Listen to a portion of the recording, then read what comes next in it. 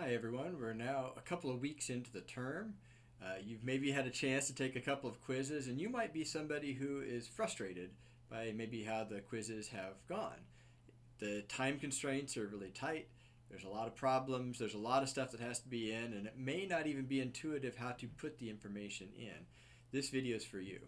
What I wanted to do is walk through a typical quiz and give strategies to approach these quizzes in order to get maximum benefit from minimum effort, which I think you're all very interested in. And so to do that, what I'd like to do is just take a quiz in front of you and show you what my workflow might be if I was going to take a quiz. So maybe you'll find this helpful, maybe you'll find this a little bit less helpful.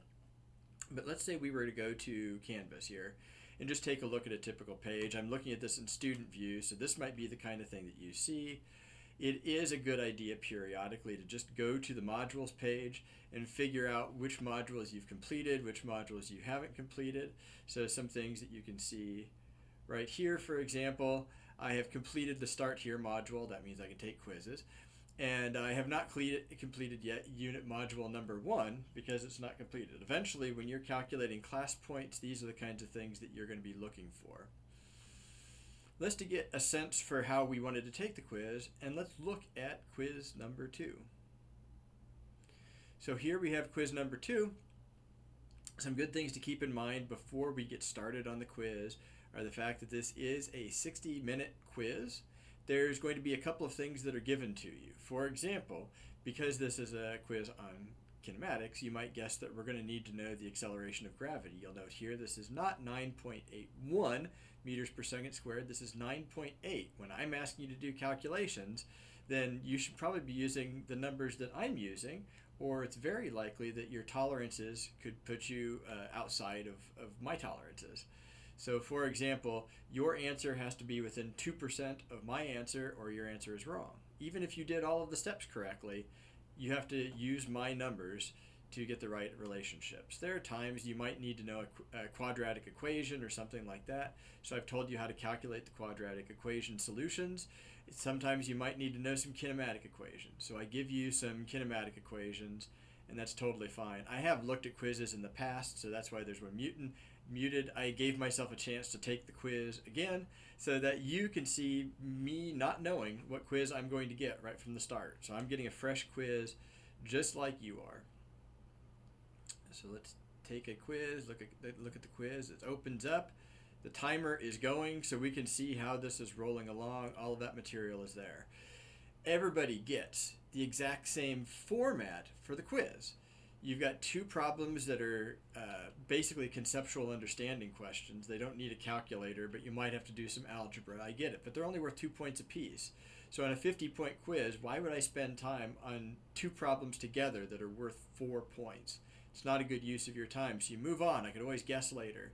Next, we've got the multiple choice questions, and they're worth a little bit more, but if I'm running short on time, I can guess at what the answers to those are and just put something in. Okay, fine. Then there's these calculation questions. They're worth a little bit more still. I understand that, but I've actually got to do some calculations and figure out what they're going to be. And even if I got them both correct, it's 20% of the value of a quiz. And putting all that stuff together, there's still not a whole lot of bang for the buck. So the first bit of advice that I can give you if you're taking the quiz is you quickly jump ahead to this question. You jump ahead to question 7, because if I can get reasonable answers to question 7 and its related parts, it is more than half of the problems on the quiz, or points on the quiz, right? So of course this is where you want to spend time. Not only is it worth a lot of points, but there's a lot of points associated with just knowing how to do some of the basic things. You know, it's not just having to get the correct answer and move on with my life. You'll notice here that sometimes there's points that are associated with, okay, for example, you have to get the numerical number, but the numerical number is only worth 2 points. There's another 1 point that's associated with the units. There's 4 points that are associated with how much work I'm going to show in this process. And so what I'd kind of like to do is give you some sense of how I could enter some information and how it is perceived on the grader side as well. So this could be a little bit of a longer video, but quizzes take an hour. So I think that I'm going to try to keep it to under an hour and try to honor your time. If I was approaching a quiz, this is where I would start. Now I'm going to hide myself here just so I make sure I have all the screen real estate eventually. But looking at this problem, hiker throws a stone from the upper edge of a vertical cliff. The stone's velocity is 23.3 meters per second. It's directed at this particular angle as pictured. So we're shooting it down, we're not shooting it up. And the stone hits the ground a certain distance away from the base of the cliff. And we're supposed to find out a couple of interesting things based upon projectile motion in this problem. So if I was looking at this, I sit down with a piece of paper and I think about how to approach a problem like that. And let's first start with maybe here. So we've got the problem kind of sitting here in front of us. And typically when I see a projectile motion problem, the first place that I go is look at kinematic equations in two different directions. Very often the place that I start is kinematic equation number 3 in two different directions, which basically says that x final is equal to x initial plus v initial in the xt plus 1/2 a in the xt squared. We also have y final equals y initial plus v iyt plus 1/2 ay t squared. This is just generic basic stuff. We happen to know how to simplify this, particularly in a problem like this. We are not going to have any acceleration in the x direction, and our acceleration in the y direction is minus g. So what we find here, a way to use kinematic equation number 3 in this problem is to say that r, we're going to start with 0 at x equals 0 and move to x equal r. Our velocity in the x direction is going to be v cosine theta times t, and we don't have any acceleration in the y direction. So this is everything that's happening in the x. We do the same thing with y. We are eventually going to get to a height of 0. We're starting at a height of h. We have to look at the velocity in the y direction, which is minus v sine theta t minus 1/2 g t squared. The acceleration is down. The initial component of y velocity is down. That's what makes those things negative. Now this is a starting place. This is where all the kinematics is going to go. So now basically looking at this, we need to figure out, based upon things that are given to us, what are the answers to some of these questions. And the first thing that we are asked is find the amount of time that the stone is in the air. I look at some of the given materials and I'm told what the range is, 55.5 meters. I'm told what theta is, so I can put that in there and find the cosine of that angle, and I'm told what the initial velocity is. It looks like I can use this equation to find the amount of time in the air, and I might say, just for my notes to myself, that the time is going to be r over v cosine theta. Keeping track of units, the range is in meters, the velocity is in meters per second, so this has units of meters per second. And so now, if I'm wanting to pull out my calculator here, see if my mouse will cooperate with me. So I've got, let's do the numerator or the denominator first. So my velocity is 23.3 times the cosine 26.3. 26.3 cosine is equal to this. So that is the denominator. I've got to put that in the denominator and multiply times the range, which is 55.5, which is equal to this. This says the time in the air is 2.66 seconds. So looking ahead to part A, I know how to do that part. Okay, let's look at the next question. Now we have to find out what is the vertical component of velocity as the stone hits the ground. That's not as it's launched, it's as the stone hits the ground. So I go back to the sheet here, and some things that I might think to look at are, for example, from kinematic equation number 3, or from kinematic equation number 1, we're going to find that V final is equal to V initial plus AT, right? So this is going to be true for all the components of velocity. All the components of velocity that we have here. We know what our acceleration is. We know what our time is here. So when I'm looking at this, if I wanted to find V final in the y direction, that's going to be V initial in the y direction, which is minus V sine theta minus G, because it is negative acceleration, times the time that I just found. If I wanted to, I could just say, and take this number and move it down. If I wanted to do some algebra, I could take this expression and put the expression here. But this is enough information to find out, because we know the time that it's in the air, we know G, we know V sine theta.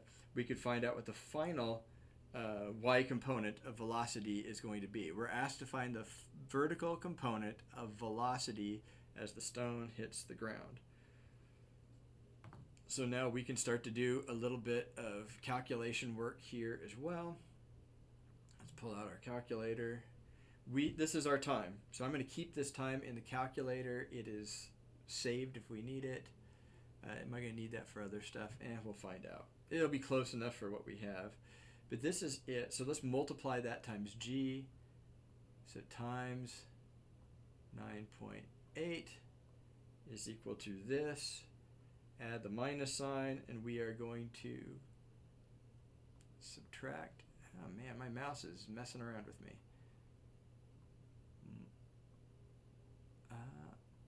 Come on. There it goes. What is going on? So there. I have to take V sine theta. So V is 23.3 times the theta is 26.3, and we have to get the sine of that here. So we are taking that, subtracting that, and so now I've got 36.4.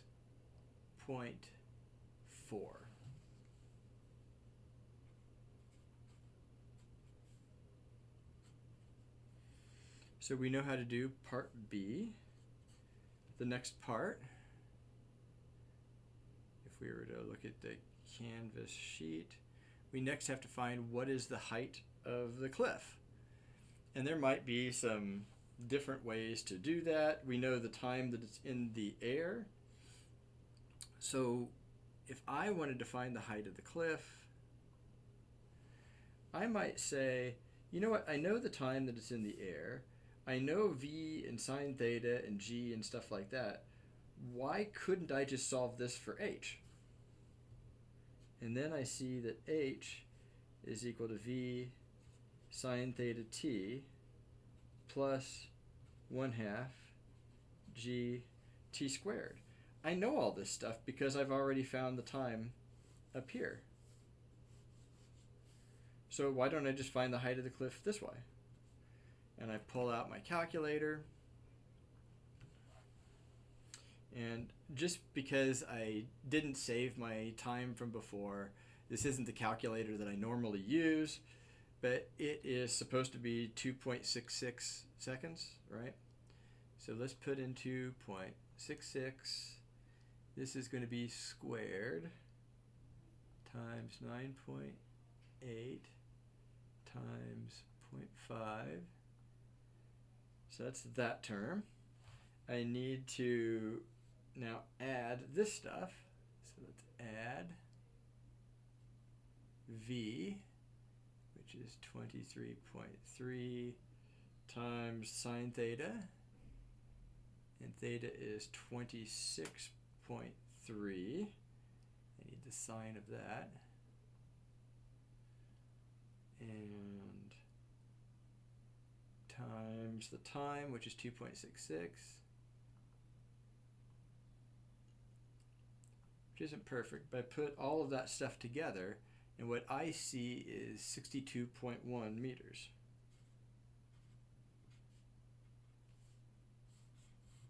So that is the height of the cliff. And what is the speed of the stone as it hits the ground? So we pull this out, the last part of the question. What is the speed of the stone as it hits the ground? We know the final y component of velocity. We could find the total x component of velocity because it never changes. It's always v cosine theta. So knowing this value of velocity, let's just off the top of our head say that v is actually always initial and final in the x is going to be v cosine of theta. So then I will know the v x, I know vy, and then I could find out that the total speed at the end is going to be vf in the y squared plus vf in the x squared under square root. This is how we look at the vector result of everything and put everything together. So just for our own sake and argument, we could do this next to find out what v cosine of theta is. We know that v is 23.3 times theta is 26.3, 26.3, and we need the cosine of that. It's equal to this. So that's going to be 20.9.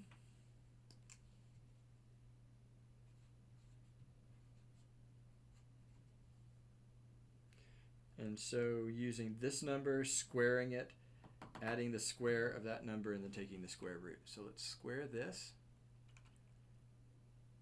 plus 36.4 squared is equal to this, and then I have to take the square root, which is what, 42.0.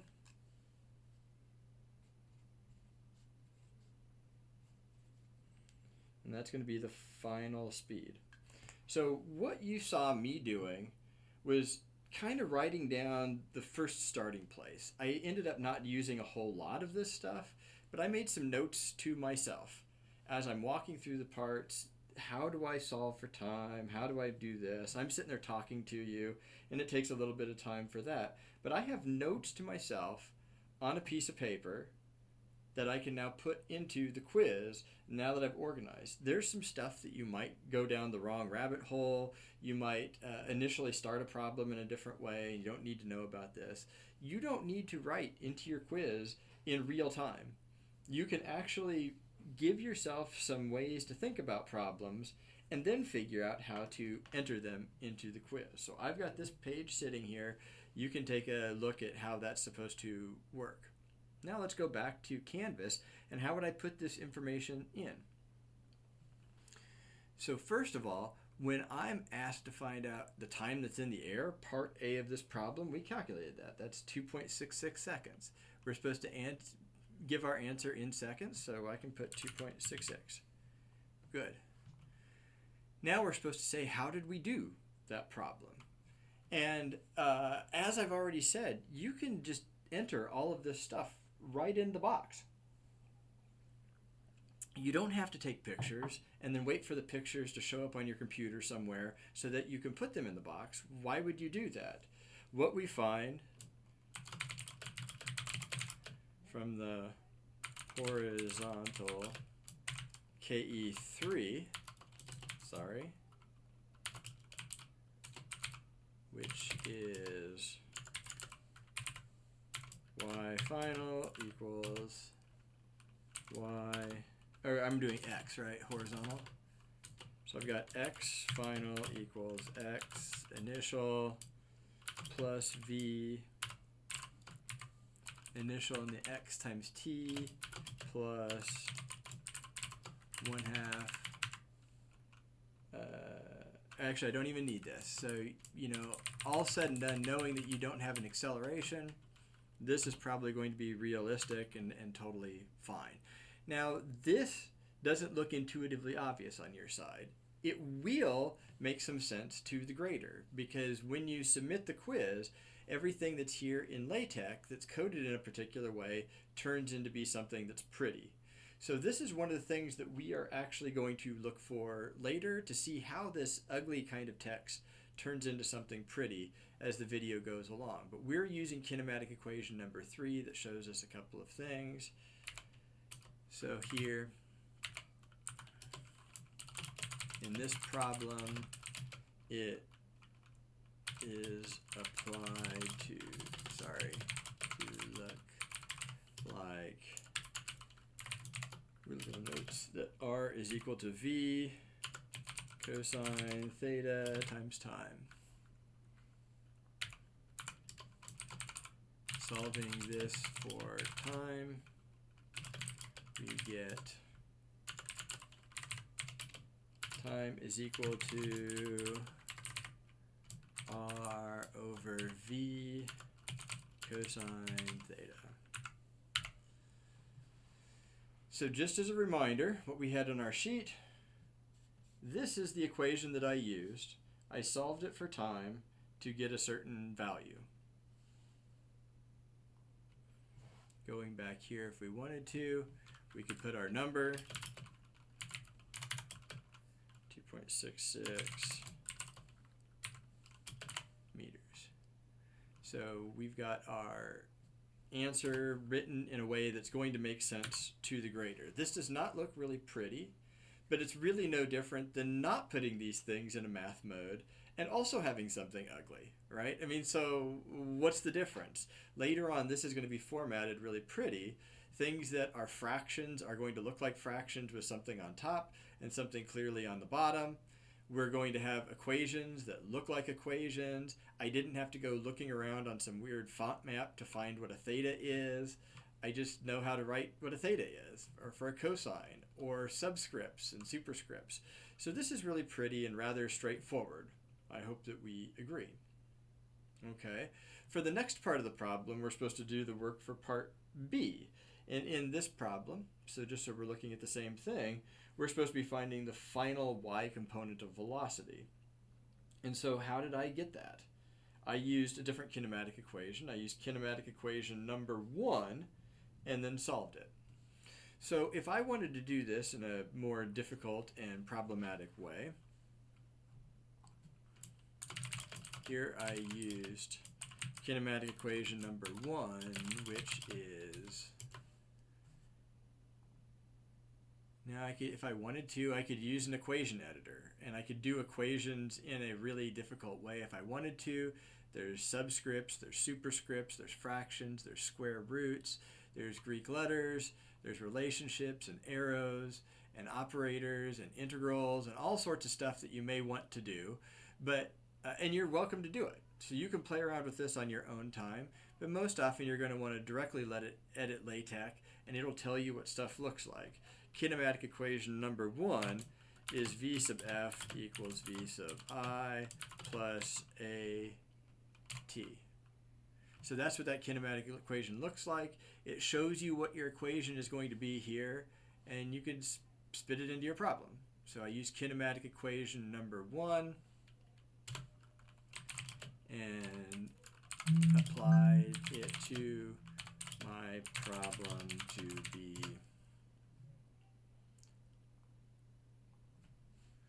we found that v sub final in the y is going to be equal to minus v sine theta minus gt, and the number became minus 36.4 meters per second. So yeah, I could use the equation editor to enter the stuff that we're going to enter as well. That's relatively straightforward, right? This isn't so bad. For the next part, just to see how other things might work, we are asked to find out what the height of the cliff is. And this is how we found out what the height of the cliff was going to be. We solved this kinematic equation. This is kinematic equation in the y problem. So what I might do, if I wanted to, I could say I solved KE3 in the y problem to give, now I don't want to use equation editors. I don't want to figure out how to run LaTeX. I want to put a picture in. So myself, what I could do is figure out how to get the information onto my screen. And that might be taking a picture with your phone, right? You take a picture of it, then you open up your photo app and you see what it is. I can do that also. So let me do a screen capture of what we see on the screen. I'm going to take a screen capture of this. So now that is on my clipboard. I can go back to Canvas. It was on my clipboard. Maybe I can make it bigger and a little easier to see. So I used kinematic equation number 3. I solved kinematic equation in the y problem. We needed to solve. And here is what I got. Okay, so this isn't perfect. Now, I'm probably going to be grading, do you know what kinematic equation number 3 is? Do you know how it's applied? But I'm just sort of wanting to illustrate, if you're a picture person and you're wanting to put pictures in, you get the picture on your clipboard, you paste it into the box, and that's perfectly and totally fine. There's nothing that's going to work that way. But if, for example, you need to be posting some kind of a PDF or something, that's going to be problematic. How am I going to post some PDF in here? So a lot of your classes, you take these classes and the professor is always wanting us to submit our work as PDFs. Even in this class, when you're submitting your LA work, there's advantages to submitting a PDF. However, in the quiz environment, whether it's this class or other classes or anything else, posting a PDF in this box gives you something called a click-through link. The grader, anybody else, has to click on a link to get to your submission. And depending upon how it's deployed, it could be an editable box. So now all of a sudden, an hour or two later, you can go back to the PDF and change the PDF, and that gets updated into the quiz. And here it is outside of the quiz environment. You're making changes to your quiz, which is not appropriate, which is why I don't open any of those click-through links. If you have an iPhone, your default picture app is going to have this weird, I think it's HTEI format or something like that. It doesn't render natively in Canvas, and I'm not going to click on it, and I'm not going to convert it. And neither are the graders of the problem. So you do not want to submit click-throughs on the quizzes. No PDFs, no weird file formats, and if you want the least trouble as possible, get the picture on your clipboard, do a screen capture, and paste it into the box. That is going to work. This is what it's going to look like for the grader. For the last problem, we're supposed to find the final speed. I'm just going to put the information of what I did, just so we can talk about it. The x component of velocity doesn't change, and for us, it is the final in the x is going to be equal to v cosine theta, which is 20.9 meters per second. So we've got that coded really nicely, knowing the final y and x components. I can use the Pythagorean theorem to get the magnitude of final velocity to be v sub final is equal to the square root of v sub final in the x squared plus v sub final in the y squared. And when we did that, we found it to be 42.0 meter per second. So once again, this doesn't look all that great. I am just putting down the stuff that I did, and I happen to know a little bit of LaTeX. I've got fractions, I've got subscripts, I've got superscripts, I've got square roots. So this is showing a lot of powerful math that I could do, and I'm not going to be doing a lot beyond these very simple things. Now, I've used some amount of time, but I think I've got a pretty good solution here, and I've been talking to you about how to possibly do things, and I used a half an hour. You're thinking to yourself, gosh, I've used a half an hour and I've only done one question so far. But I have a good answer to more than half of the quiz. And I used about half of the time. If you were to use 45 minutes, it is a good use of your time, because you'll notice down here, I got a free point by knowing what the units are, meters per second for the final answer. I got a free point already for knowing what the units here were, meters. I got a free point for knowing what the units are, meters per second. Here on this part, you get the meters, the units were already given to you, so I can't give you credit for that. But, I showed how I got to my answer. I used a kinematic equation. I solved a kinematic equation. This is the kind of stuff that I'm doing.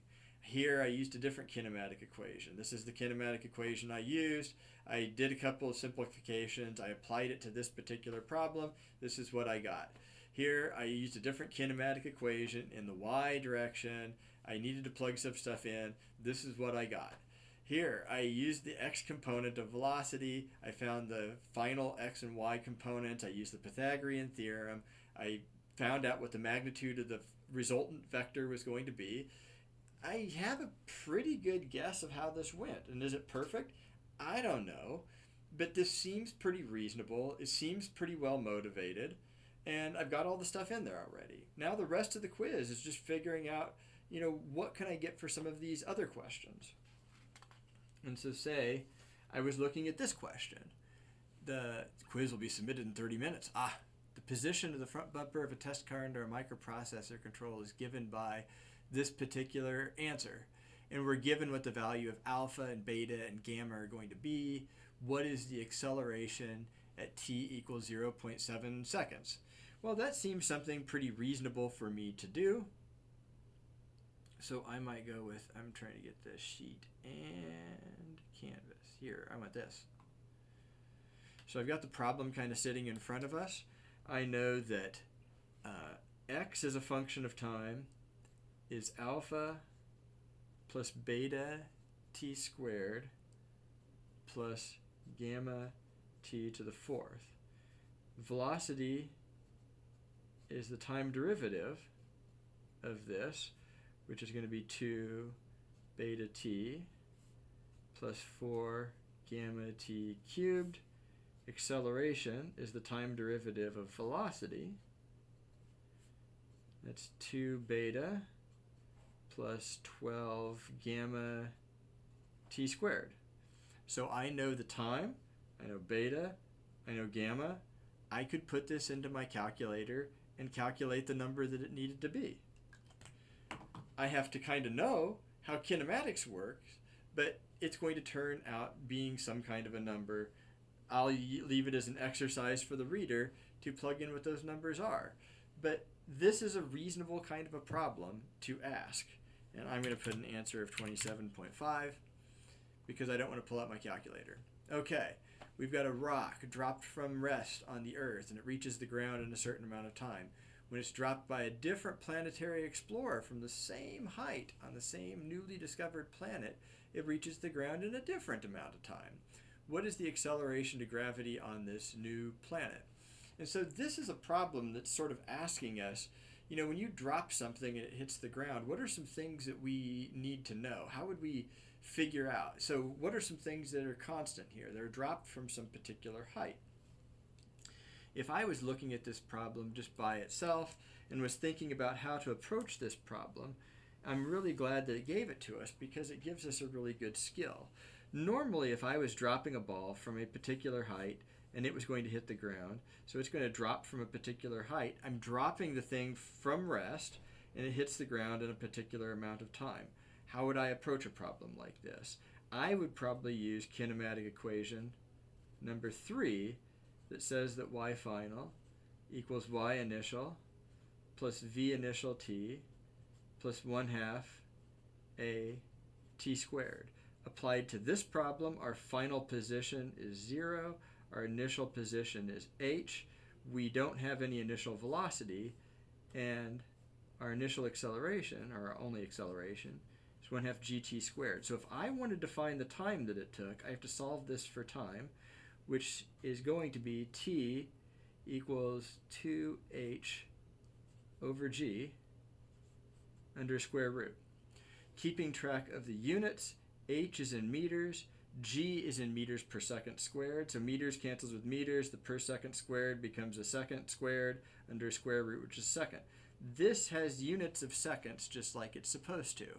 So we are told some particular amount of time, and from this amount of time something happens. Now we're supposed to give our acceleration on a new planet. So let's say we were to solve this instead for g. So this is how we would do the problem to find the amount of time that it took from a particular height. Now, if I was to instead solve this for g, I could do that, right? G is going to be equal to 2h over t squared. So you tell me what the time is, and if I was to figure out what the height was, this is what g would be. Now here's a really interesting technique. Let's say this is the g on Earth associated with the time on Earth. Would you believe that the g on the new planet is 2h and it's associated with t on the new planet? That's perfectly and totally reasonable. I mean, the way we calculate g is knowing the height and knowing the time. So what's interesting is g2 is 2h over t2 squared. But if I was to multiply this by a fancy form of 1, namely t1 squared over t1 squared, I could rearrange this so that I've got t1 squared over t2 squared times 2h over t1 squared. And what is this? This is g on Earth, g1. So I know the ratio of times, t1 over t2, and I know g on Earth. That solves the problem. And that's what we were told, is we were given what the different times were. What is the time on Earth? What is the time on the different planet? So let's go to here. I can clean off my calculator. And the time on Earth was 1.93 seconds. Divide by the time on the planet, which was 23.4. 23.4. And I have to square this fraction. So I've got this times the gravity on Earth, which is 9.8. Okay, so yeah, this is a little bit small, but we're supposed to give our answer in centimeters per second squared. That's 6.67 centimeters per second squared. So we go back here. I can put that in, 6.67 centimeters per second squared. And that's an interesting approach to doing some of these problems. Those kind of problems are ones that I really like to ask, and so they come up a lot. Continuing on, we're getting a little bit tight for time, and I don't want to abuse your time because I want to see some other things as well. But my point is, I could guess at a lot of these other things, and that would be totally fine. Here's a relative motion problem. I don't know what the answer is. Here we've got another multiple choice problem. Man, Pluto. We'd like to leave Earth and stop at Pluto by accelerating at g for half the distance and decelerating at g for the other half. How long does it take to make this trip? Wow, it seems like getting to Pluto would take a long time. You do the calculations, you get something else, but let's just guess 10 years because I don't know any different. Can an object accelerate and have constant speed at the same time? What do you think? No, yes, there's a couple of different options, but if you're running short on time, you could guess. Running short on time, sure, why not? And now we've got some sort of a graphical problem. I don't need a calculator for this, but we're looking for change in position over a certain amount of time. I don't remember how to do problems like this, so I'm just going to guess at something. Right now, I'm using this video to sort of show you what this looks like. And what I did was invest my time on the last question that I did first because there's partial credit. If I get some of these other points along the way, good for me. If I don't get some of them along the way, I should still be okay because I've already put a pretty good answer in for half of the questions, or at least half of the points. So I should be in a pretty good place. Now, all said and done, I'm tired of thinking about it. I want to move on with my life, right? So I go down here to the end and I submit my quiz. Quiz is submitted. Now, I want you guys to see what a grader might see on the other side. So let's leave student view. And I am going to go here for just a little bit so you're not seeing the grade books. Okay, and I want to go to the test student and see how test student did. So when I'm a grader and I come in here to grade your quiz, a lot of the stuff is graded automatically. I had a pretty crappy guess for this one, but I didn't try. Pretty crappy guess for this one because I didn't try. There's a couple of these that I tried, some of them I didn't. I completely and totally guessed this and got the right number. How about that? I put in a serious answer for this. It turns out I got a serious result. Eventually you're going to see what the answers are as well. I've got some other things that I could look at here for how to do a problem. I must have done something wrong. I don't know what it was. But let's move on to our life because what I wanted to show you is what submitted work looks like on my side. And you'll notice here, the stuff that I was writing in this ridiculous coding language in LaTeX sure looks pretty on this side for the grader. They can easily see fractions. They can easily see what variables are, what units are. So there's some investment to be found by just being able to type into this box. Now, when I use the equation editor, things come out a little differently. And sure, I can do a little preview looking to make sure everything looks the way that it's supposed to. I get these red boxes around it that are maybe a little distracting, but the grader still sees something that is really, really pretty. And they're going to be in a good mood looking at your work because of that. Similarly, you notice that when I paste a picture from the clipboard that was created with a screen capture, it becomes something that's really easy for the grader to read. This is not a click through. I don't have to click on some word to make sure that I can see the picture. They're just reading through and they can give you feedback on what they see. So if what shows up here is text that's hyperlinked to a picture, they're not going to open it.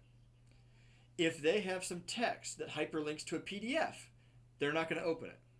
So if you want the grader to read it, you want to use a workflow like the workflow that I have just shown you. And finally, here once again I was using the ridiculous LaTeX coding language, but you see it does really nicely with square roots. It does subscripts, it does superscripts, it does all kinds of Greek letters and stuff, and it's just trivial once you learn how to work with it. And just like for anything that is important, you don't know it right from the start. You've got to study, you've got to work on it, and you've got to practice. This is true for programming languages. This is true for mathematical techniques. This is true for anything that you want to do in a class. This is the de facto language of science and engineering. You have to learn LaTeX at some time or another, or you're not going to know how to communicate with your peers. You've got to learn how to do it. And so I've tried to give you some resources to figure out how to do such a thing. Okay. Now you see what that side sort of looks like. If you want to learn a little bit of LaTeX, we could go to the modules.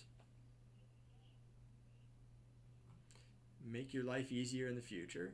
And what I tried to give you is a way for writing LaTeX. This is what you want for Canvas quizzes. The stuff that I was doing, I'm showing you the structure of the language. So if you need Greek letters, that's how you write Greek letters. If you need square roots, this is how you write square roots. If you need fractions, this is how you write fractions. You can do fractions underneath a square root. That's totally fine. You can do superscripts. You can do subscripts. You can have text. Text versus no text. That's perfectly and totally fine. You can size your brackets, which is useful. You can nest your brackets, which is useful. And so I show you how to do some of these things. Eventually, you're going to want to do integrals and derivatives, and I show you how you can code those. That's totally fine. You just have to learn and practice. You can have trigonometric functions. Totally fine. They'll work out. Maybe at some point you want to be able to distinguish between your vectors and your scalars. Usually vectors are coded as a bold font, where scalars is coded as a regular font. So I can distinguish between bold and not bold to distinguish between scalars and vectors. Now normally you would put an arrow over the top of it, and certainly you can do that here if you wish, but I think it's a clunkier look and I don't like it. Not only that, if you're following along with the book, the X, Y, and Z directions are called the I hat, J hat, and K hat directions. These are basically in all font maps, and I don't like it. You're going to see me not using that terminology. I use X, Y, and Z hat. So using LaTeX, I can put a hat on top of whatever the heck I want. So if I want X hat, Y hat, and Z hat, I can do that. If you want to follow my example as you're doing these problems, you can do X hat, Y hat, and Z hat. Later on, if you're to work into other coordinate systems, maybe you're going to use spherical coordinates that have an r hat, theta hat, and a phi hat. I can put hats on top of whatever I want. So here is a nice little expression that shows vectors versus scalars, r hats, thetas by themselves, subscripts. It shows a lot of really nice coding, and you can see that it's relatively compact, which is nice. Now, how do I get into this math mode? I get into this math mode in two different ways. Sometimes you want a standalone line where the equation shows up in a line by itself and centered, and to do that, you use a backslash set of square brackets. The square brackets pull it off into its own line, like this. If you want to just reference some things as you're going along, so for example here, maybe I've got a delta x, and then I've got an x final minus x initial. This is something that would be called like inline equations, and to get to inline equations, you can do backslash regular parentheses. So regular parentheses puts everything in line, square brackets puts things on their own different line. And once you're used to the language, you just type it, and it becomes your train of thought, and things turn out to get formatted the way that you want. It's going to become common that you might want to have a multi-line equation. And for a multi-line equation, you can use something called the align environment. What the align environment does not automatically align on the equal sign. You get to say what the alignment position is going to be by using an ampersand. And so I happen to, in this equation, use the equal sign as my alignment character by putting an ampersand in front of all of my equal signs. When I did that, I was able to make a multi-line equation that looks like multi-line equations that I would write by hand. That's how you do it. Now, I've already said that I admit, as you're typing this, it isn't intuitively obvious and pretty.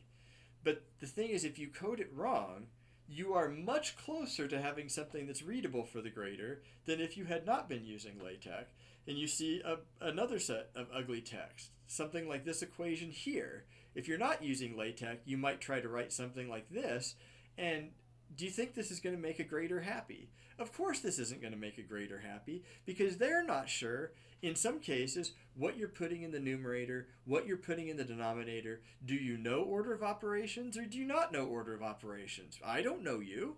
I don't know who you are. So making something a little bit more clear about what's in the numerator, what's in the denominator, how are things going to be grouped, what are subscripts, what are superscripts, and do you know order of operations? If you code it right, it could be something that's very, very easy to read. And if you code it wrong, it turns out that you're still going to be closer to something readable because we can figure out what you were trying to do.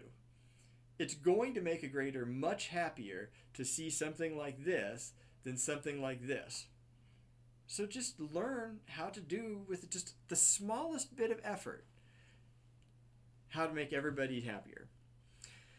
Okay, so what we did in this video is spend some time figuring out what are good strategies for taking quizzes, what are good strategies for making sure that graders are going to be happy, how can I have a good workflow that's going to maximize points per effort, and I think that's going to be nice. If you were to start doing some of the math in your head, if the gradations for these quizzes are, I get a class point by getting up to 50%, I get 2 class points by getting up to 80%, by taking the quiz in a smart way, you can take early quiz scores that might have been around 20 points and turn those into 30 just with points that you know how to get now that you didn't know how to get. You can take 30s and turn them into 40s. I see this kind of thing all the time by just taking it in a smart way. Even if you don't know how to do a problem, what is keeping you from writing down the units of the answer? Why not get those cheap points? Let's say you could do all of the early parts of the quiz. You could do question 1, 2, 3, 4, 5, and 6. That's going to be worth 22 points if you could do all of them perfectly. If I knew the units of question 9, 10, 11, that's 22 plus 23, 24, 25 points. That's half the points. I don't have any right answers on the last part. So as you start to do this math and you start to do a little bit of triaging, you find that getting up to 50% is not a reach. This is not something that should be really hard. And maybe you don't know how to do all of the parts. Maybe the part that you know how to do is part C and part D, and you don't know how to do part A and part B. Okay, well, put something for part A and part B, and then say, I know I didn't know how to do part B, but if I had done part B correctly, this is how I would do part C, and this is how I would do part D. And you can plug in your numbers, and I can make sure that your calculator works the way that it's supposed to, and I could give you full credit on C and D, even though you didn't know how to do A and B. So we can certainly propagate errors. So knowing where to start, where to invest your time, and taking the quiz in an efficient way that maximizes points per effort, that's the kind of thing that you want to do. Okay, and with that, I'm probably at about an hour right now. You're hopefully watching this at double speed, but this is just to give you some advice on how to be more successful in the quizzes. Good luck, everybody.